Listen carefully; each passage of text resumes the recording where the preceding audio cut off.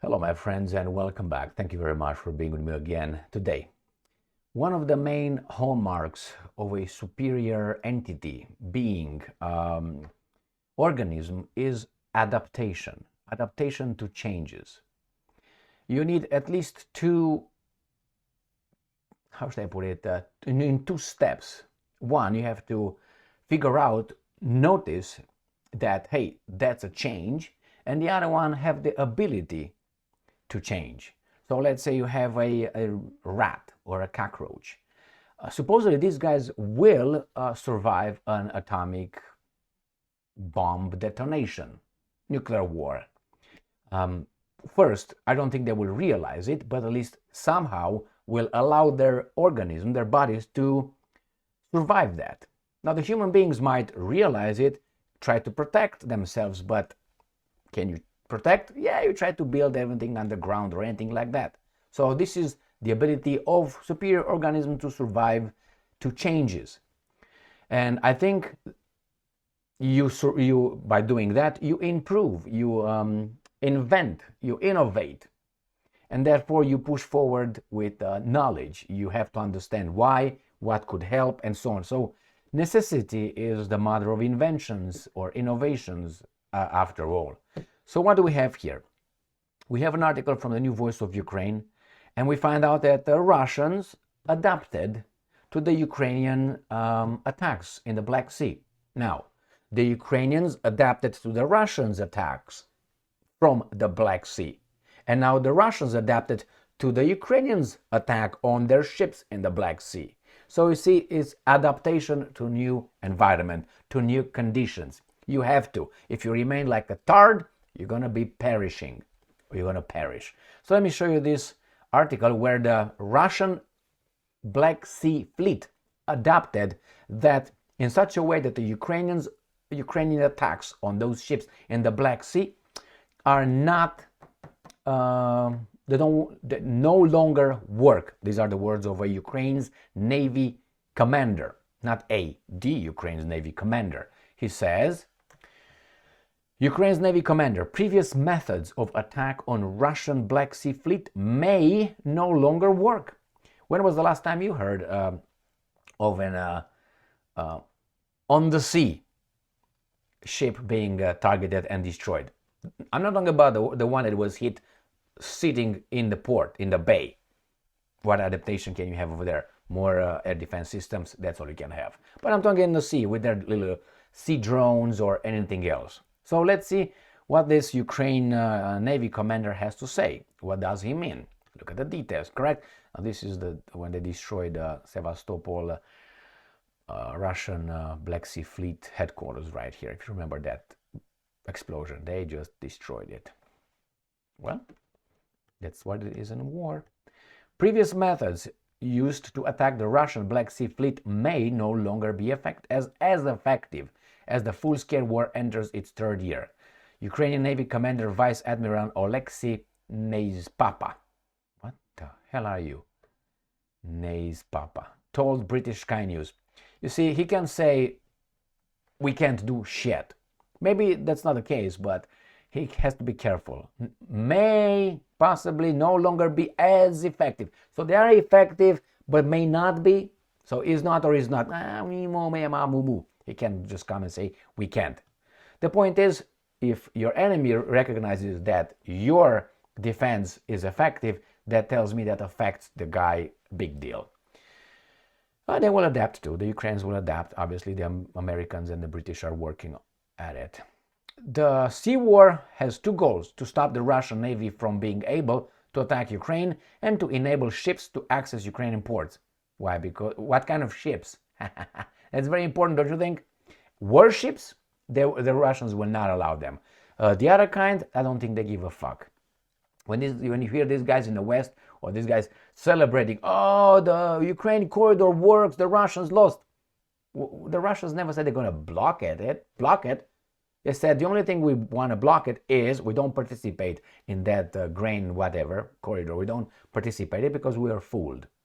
That's what they said. After a year, they followed the contract, which lasted 1 year. That's what they signed. And in that contract, the Russians were supposed to be allowed to do certain things, sell their products and have some ports open in Europe. And the Westerners, again, screw them. So the Russia says, you know what, I'm not going to do things for you and I don't get anything in return, as, according to the Russians, is written in the contract. So we're going to withdraw. Oh, if you can't do that, we can, you can't do anything to us. That's basically what these guys are claiming, like children, toddlers, like, you know, throwing a fit. So the Russians said, we will check whatever vessel goes to Ukraine to see if weapons are distributed over there. And we're going to just go with the military. Fuck you. What are you going to do about it? And that's what they do. So that success is not a success. It's just more like, okay, we don't participate in this anymore. We don't facilitate anything. We're just going to stop whomever we feel like. It was the grain little corridor. And about the ships, they're going to check each and every ship they have information or they feel like that goes to pick up grain or whatever from Ukraine to deliver to the poor, impoverished Europe and China.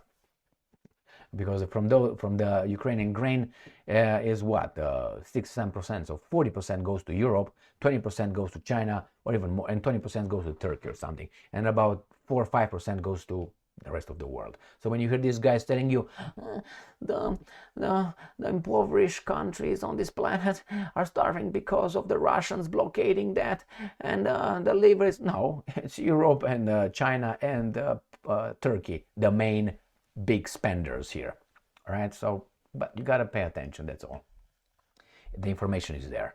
Despite limited naval assets, the Ukrainian armed forces, supported by the UK and other allies, have been conducting a David versus Goliath. Fuck you.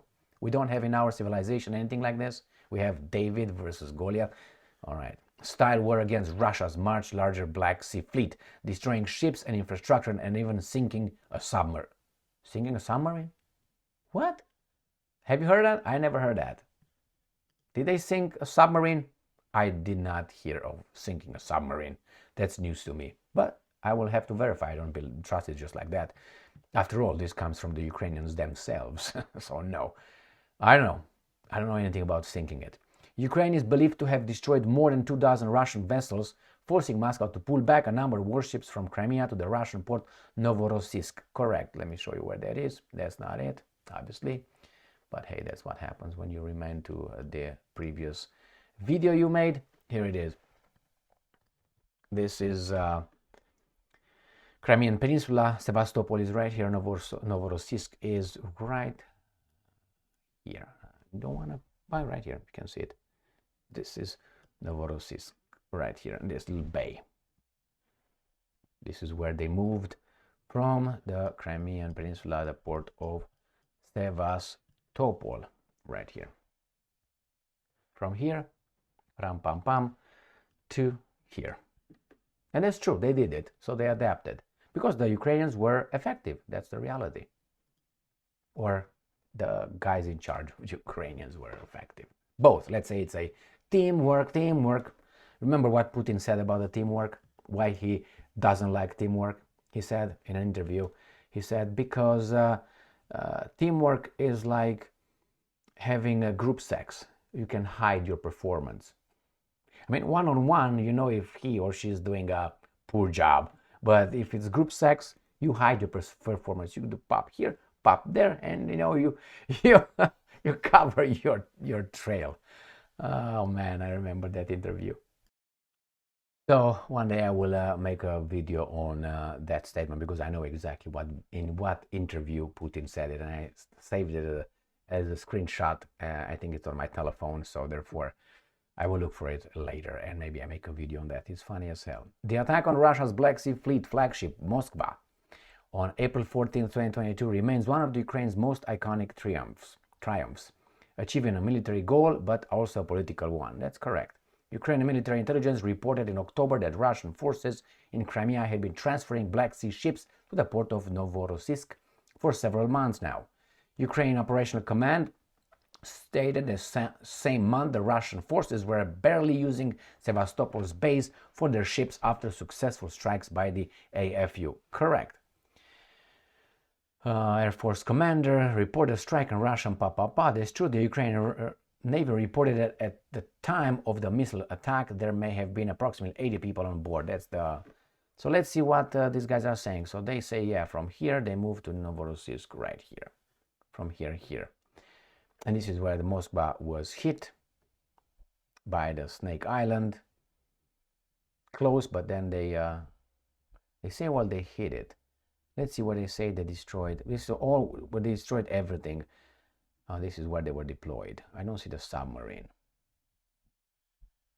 Submarine, Rostov-on-Don. Oh, it was supposedly destroyed in Sevastopol naval base. So supposedly that submarine was hit here. Rostov-on-Don submarine. I remember that. I don't know how the hell I missed that one. So basically they moved further away and we can't hit them over there. What about when they come closer? Because they have to come closer, right? Unless their Kalibr cruise missiles are just going, I don't know, a few hundred kilometers, which I think they go.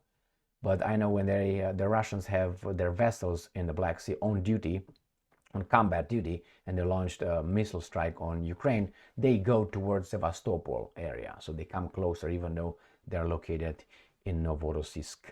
All right, my friends, he didn't explain what the Russians did, but move their fleet over there. Therefore, they cannot hit them like sitting ducks.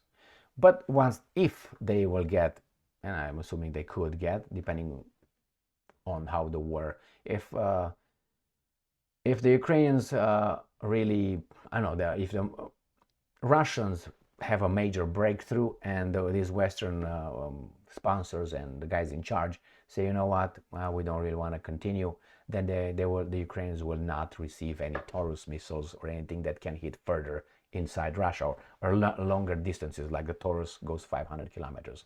So Novorossiysk would be within range, clearly. Even though it's on Russian territory, they will not give a fuck. And they will claim it was a domestically designed missile by the Ukrainians. And the Russians are going to say, no, it was a Taurus. The Ukrainians and the Americans and everybody else, about 40 countries in the world, would say, no. It was a domestically made Ukrainian, like they know. They're told what to say. Or they know what to say. Otherwise, they get slapped by Al Capone in 1 second and a half. So yeah, that's the tactic. Moved away.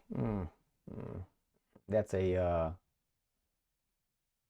would say a losing tactic. It's not a winning tactic, but it works. It works. You adapted.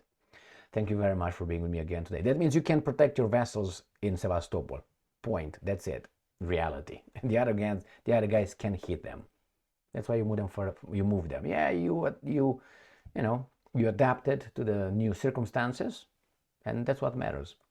Shameful or not, you're doing better. I'm talking about the Russians in this situation, and the Ukrainians will adapt. They have their little drones further away, the sea drones that can go, I don't know, like 900 kilometers. They are capable of hitting over there.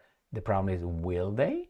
Because there's Russian territory, and somehow they can't do that, even though they will do it, because they're going to say it's a, as I said, domestically made sea drone, and screw you, basically. Stay strong, stay smart, look for the truth, and be just.